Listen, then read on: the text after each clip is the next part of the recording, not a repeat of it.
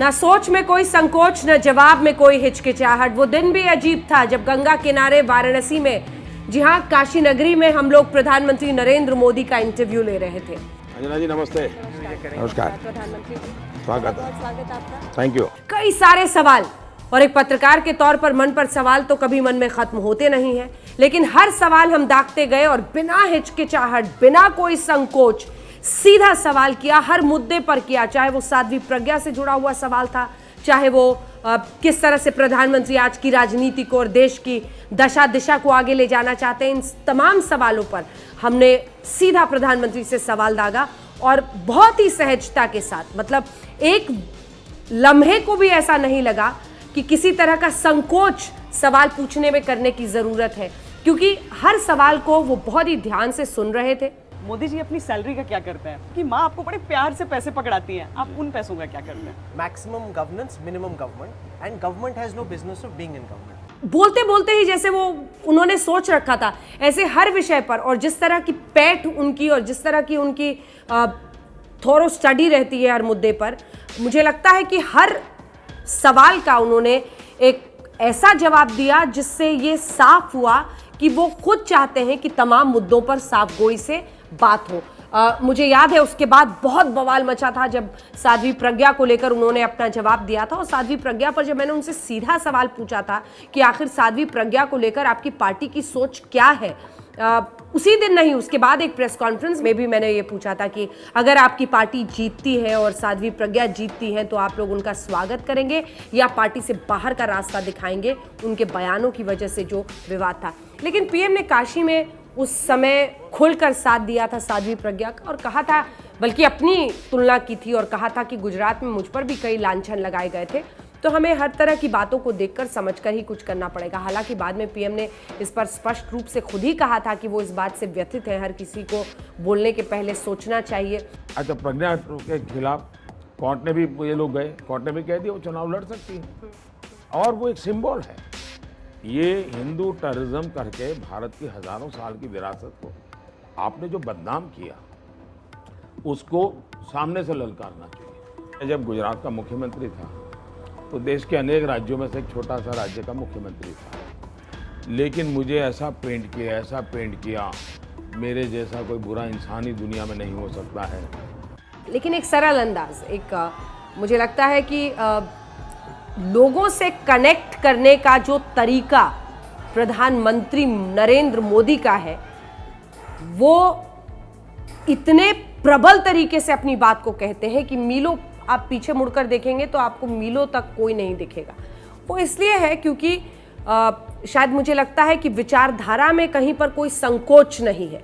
जब आप विचारधारा के कन्विक्शन के साथ बात करते हैं तभी आप इस तरह की बात रख पाते हैं, और जो उनके आलोचक हैं वो भी ये जानते हैं और मानते हैं कि प्रधानमंत्री नरेंद्र मोदी का जो हर मुद्दे पर बोलने का तरीका है, ग्रास्प है, वो ये है। मुझे याद है खास तौर पर जब ये इंटरव्यू ख़त्म हो रहा था तो उन्होंने हमारे जो फोटोग्राफर हैं उनको लेकर उन्होंने टिप्पणी की, उनके वज़न को लेकर उनसे ऐसी बातचीत की जैसे कि कई सालों से उन्हें जानते हैं। हालांकि कई बार उनके पिक्चर्स ले चुके थे हमारे फोटोग्राफर, लेकिन उस दिन पीएम ने मतलब ऐसे बात की उनसे जैसे कि पुराने दोस्त हों, पुराने साथी हों, और कहा तुमने मुझे कहा था कि वज़न घटाओगे लेकिन तुमने उस पर कुछ नहीं किया। फिर ऐसा ही उन्होंने तमाम अन्य लोगों से भी बातचीत की। प्रधानमंत्री जी, आपने कहा कि आपको खुले आसमान के नीचे चाय पीने का शौक है। वो शाम में था, इस वक्त शाम तो नहीं है, लेकिन चाय बनारस की बड़ी मशहूर है। क्या शुभ नाम है भाई? बढ़िया चाय, वाह। जिस बोट पर सवार होकर हमने पूरे गंगा की सवारी करते हुए हम आगे बढ़े थे गंगा जी पर, उस पर उन्होंने, उन तमाम लोगों की ख्वाहिश थी कि एक फ़ोटो हो जाए, तो पीएम ने बाकायदा सबको कहा कि नहीं आप आइए, और उनके साथ भी फ़ोटो खिंचवाई हर किसी के साथ। मतलब एक बहुत ही सरल और सहज तरीके से।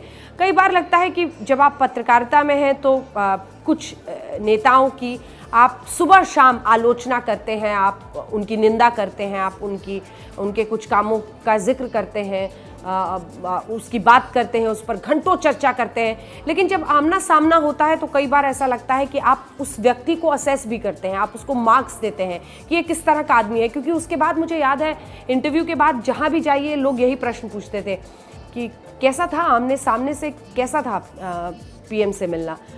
तो मेरा जवाब उस पर बड़ा निश्चित होता था, लगभग हर किसी को मैं एक ही जवाब देती थी, और वो ये था कि कहीं पर ज़रा सा भी न संकोच महसूस हुआ, न सामने वाले में किसी सवाल के जवाब देने में कोई हिचकिचाहट दिखी। एक बहुत ही सहज व्यक्ति दिखे जिन्हें सख्त सवालों पर भी जवाब देने में रुचि था, जो हल्के फुल्के सवालों पर भी, अगर आपको याद हो हम डेक पर गए थे ऊपर और हमने बहुत सारी हल्की फुल्की बातें की थी, तो हल्की फुल्की बातों पर भी जवाब देने में उन्हें संकोच नहीं था। उन्हें भी पता था कि इन सवालों के जवाब में लोगों को रुचि होती है। लोग सुन करके हैरान हो जाएंगे जी, क्योंकि ये कभी इस प्रकार की बातें आई नहीं है। मैं 35 साल तक भिक्षा मांग करके खाया हूँ।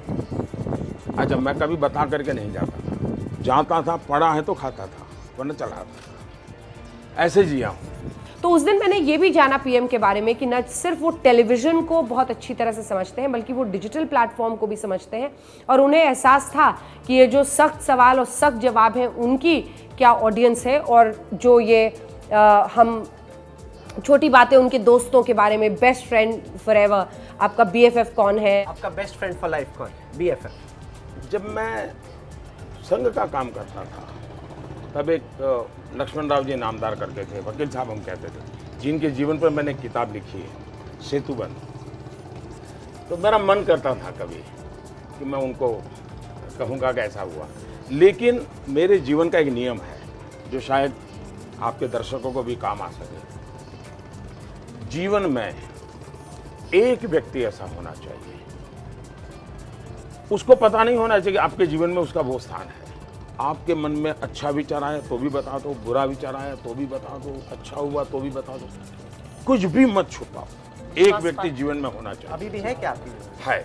इस तरह की जो बातें हमने हल्की फुल्की की, उन्हें पता था कि डिजिटल पे कई लोग देखेंगे, और इसीलिए उन्होंने एक बहुत ज़बरदस्त कटाक्ष भी हम लोगों पर किया था कि आपको इतनी गालियाँ मिलेंगी, उनको इतने मिलेंगे। इतना करने के बाद भी सोशल मीडिया देख लेना, अंजना ओम कश्यप को 10,000 गाली आएगी, तुमने मोदी की भक्ति की। श्वेता सिंह को 15,000 गाली आएगी, तुमने मोदी की भक्ति की। राहुल करवर को कहा जाएगा नहीं तुम्हारा अच्छा था। ये होने वाला है, ये होने वाला है। तो एक थॉरो चेक, और ये भी बहुत इंटरेस्टिंग है कि ऐसा लग रहा था कि पीएम ने न सिर्फ अपनी बातों को जो उन्हें कहनी थी, अपने टॉपिक्स पर इन डेप्थ रिसर्च की है, बल्कि वो जो इंटरव्यू लेने वाला था, इंटरव्यूअर, उसके बारे में भी अच्छी तरह से जानते थे। तो प्रधानमंत्री नरेंद्र मोदी एक ऐसी शख्सियत जिन्होंने एक अलग अंदाज में अपनी बात कही, और उनसे निजी तौर पर मिलने का अनुभव भी कुछ ऐसा ही था कि बहुत ही सरल, सहज, और ऐसा महसूस कराते हुए कि वो आपको भी, एक एक व्यक्ति को अच्छी तरह से जानते हैं और पहचानते हैं। मोदी ये ब्रांड नहीं है, मोदी एक जिंदगी है जो खुद के लिए नहीं जिया है। मोदी औरों के लिए जितना जी सकता है, जीने के लिए प्रयास करता है।